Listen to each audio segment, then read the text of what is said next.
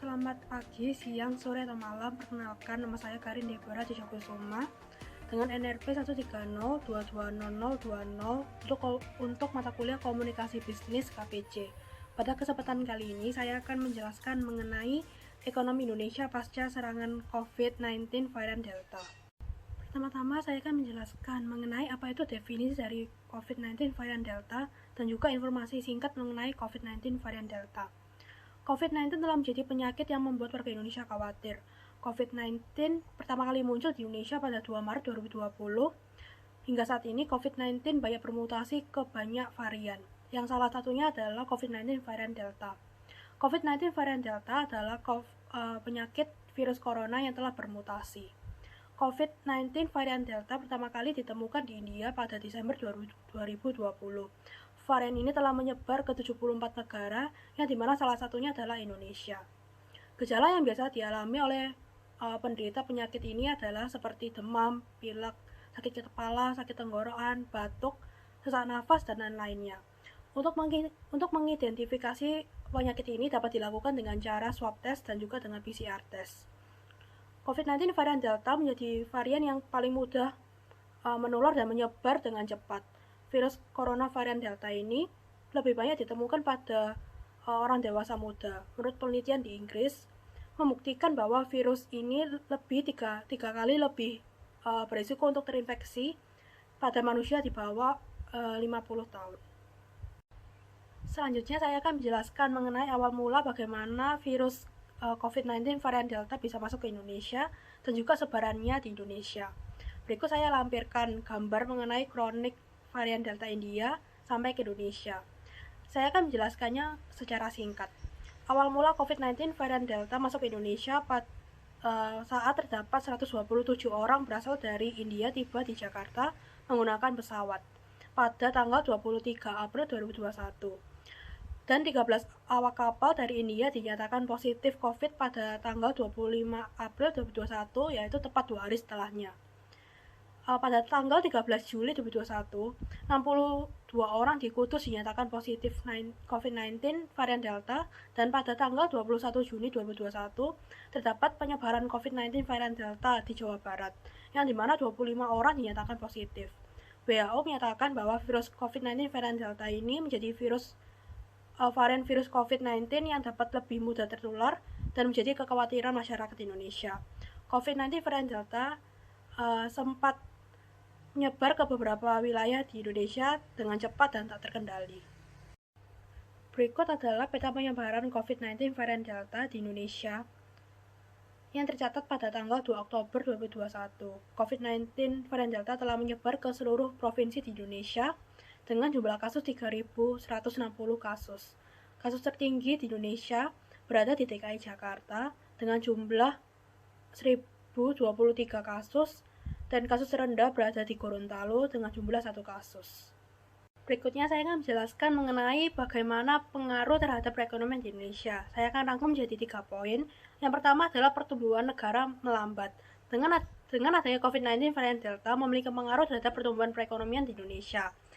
Menteri Keuangan Indonesia Sri Mulyani memproyeksikan bahwa pertumbuhan perekonomian di Indonesia pada kuartal 3 tahun 2021, di mana pada kuartal ini terjadi lonjakan kasus COVID-19 yang disebabkan oleh varian Delta. Beliau memproyeksikan sekitar pada angka 4-5%.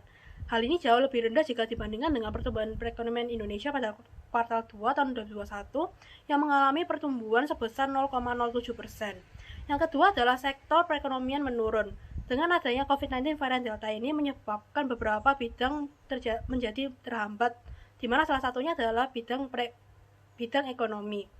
Dengan adanya kebijakan pemerintah mengenai pembatasan mobilitas, mulai dari PPKM yang diubah menjadi PPKM darurat, yang bisa disebut juga dengan pemberlakuan pembatasan kegiatan masyarakat yang dimulai dari level 1 hingga 4, di mana kegiatan masyarakat dibatasi oleh pemerintah sehingga banyak sektor perekonomian tersendat, terutama sektor yang sangat tergantung pada mobilitas masyarakat seperti perdagangan, transportasi, hotel, dan juga restoran. Yang ketiga adalah ekspor barang tersendat. COVID-19 varian Delta menyebabkan ekspor juga terkena imbasnya. Hal ini dikarenakan karena banyak negara lain yang membatasi aktivitas karena lonjakan COVID-19 varian Delta, sehingga banyak akses negara ditutup seperti negara Cina, Amerika Serikat, Korea Selatan, dan lain-lain. Hal ini berimbas pada demand supply yang terjadi di negara Indonesia. Jika Indonesia tidak bisa mengekspor barang, maka demand di Indonesia tidak dapat dipenuhi sehingga terjadi kelangkaan produk yang dimana akan menyebabkan kenaikan harga produk pada produk-produk tertentu. Selanjutnya saya akan menjelaskan mengenai upaya pemerintah dalam menghadapi COVID-19 varian Delta. Yang pertama adalah pemerintah melakukan vaksinasi. Vaksinasi adalah salah satu upaya yang dilakukan pemerintah Indonesia dalam menghadapi COVID-19 varian Delta. Pemerintah Indonesia telah berhasil mencapai 2 juta dosis vaksinasi COVID-19 per harinya. Berdasarkan data dari Satgas COVID-19 sejauh tanggal 29 September 2021, sebanyak 2.049.125 dosis vaksin sudah disuntikan. Secara rinci sebanyak 1.291.850 dosis vaksin untuk dosis pertama dan juga 757.275 dosis untuk vaksin dosis kedua per harinya. Dengan demikian, jumlah warga Indonesia per tanggal tersebut yang sudah disuntik vaksin dosis pertama adalah sebanyak 89.822.987 orang, dan untuk vaksin dosis kedua adalah sebanyak 50.412.993 orang. Hal ini berarti vaksin dosis pertama telah mencapai 43,13% dan untuk vaksin dosis kedua telah mencapai 24,21% dari target vaksinasi dengan target jumlah sejumlah 208.265.720 orang. Yang kedua adalah menjalankan PPKM darurat. Selain melakukan upaya vaksinasi, pemerintah juga menetapkan PPKM darurat atau yang biasa disebut juga dengan pemberlakuan pembatasan kegiatan masyarakat darurat untuk menanggulangi COVID-19 varian Delta. PPKM darurat ini pertama kali dimulai pada tanggal 2 Juli 2021.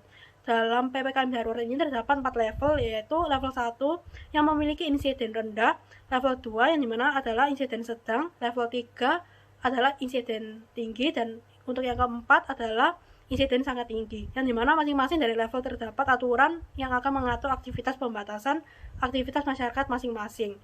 Yang terakhir adalah mensosialisasikan dengan tegas pentingnya menjalankan protokol kesehatan. Pemerintah kerap kali mensosialisasikan dengan tegas mengenai pentingnya menjaga protokol kesehatan. Dalam masa pandemi, protokol kesehatan yang dimaksud adalah 5M, yaitu menjauhi kerumunan, menjaga jarak, mencuci tangan, memakai masker, dan membatasi mobilitas. Satgas yang bertugas juga telah bertindak tegas berupa mendapatkan sanksi apabila ada masyarakat yang melanggar, yang dimana dapat berupa denda hingga kurungan penjara. Demikian penjelasan saya mengenai ekonomi Indonesia pasca serangan COVID-19 varian Delta. Atas perhatiannya saya ucapkan terima kasih.